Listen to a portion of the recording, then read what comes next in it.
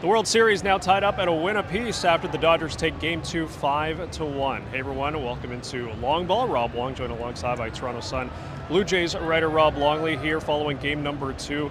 One of the greatest pitching performances, Rob, I think, in World Series history. Yoshinobu Yamamoto, the Dodgers starter, going a complete game, his second complete game of these playoffs. Had the Blue Jays completely flummoxed in this one.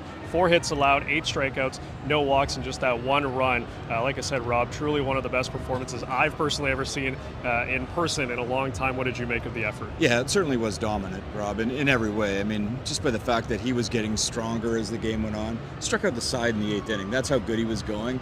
You know, somewhat ironically almost, the Jays actually, their best inning was in the first when they had runners on the corners and an opportunity to cash in a run, and they just couldn't get it done. And, you know, as good as Kevin Gausman was, he retired 17 batters at one point in a row.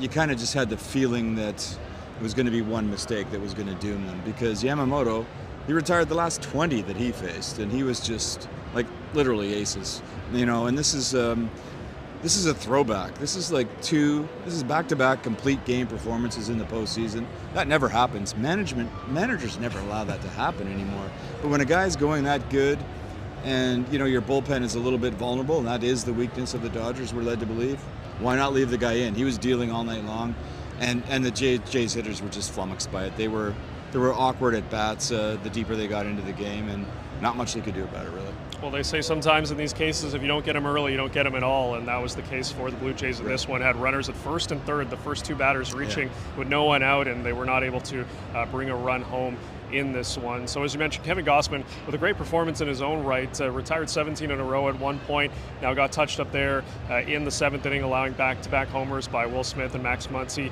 that ended his night, but obviously cannot put too much on his shoulders when the Blue Jays only get a run here. Doesn't get much easier heading into Game 3, Rob, as they'll face off against Tyler Glass, now a guy that the Blue Jays clearly familiar with for his time in the American League East. Max Scherzer will get the start for the Blue Jays in the 3rd game. What do you make of that pitching matchup? Well, on paper, it's almost like this is the Blue Jays' best opportunity to get some traction against the Dodgers starting. Now, obviously, they did a really good job last night and got a bunch of runs and got the win, which was critical because, you know, we talked about it before the series, Rob. Essentially, the Dodgers are throwing 4 aces at the Blue Jays. So maybe opportunity awaits for them with Glass. Now we shall see, because who follows him on Tuesday night, of course, it's Shohei Ohtani coming off that 10 strikeout performance of his own. So, you know, pitching was always going to be the challenge. Hitting Dodgers pitching was always going to be the challenge, and you know we've seen a contrast in back-to-back nights. The Jays' strength on offense has been the ability to work counts and elevate pitch counts. They did it very well last night. After the 1st inning, they were not able to do it tonight. And I think, you know, more than anything, the Jays will wipe the slate and say, you know what, we just faced an ace.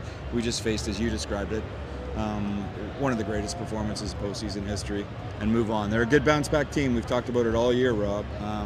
And now it's the biggest bounce-back situation that they faced so far in 2025. Interestingly enough, the Blue Jays in a better position heading into this 3-game road trip, if you want to put it that way, as they were down 0-2 to the Seattle Mariners in the ALCS. But game number 3 set for Monday night from Dodger Stadium. We'll see how the Blue Jays bounce back in this one. For Rob Longley, I'm Rob Wong. Thanks for watching, and we'll talk to you on the next one.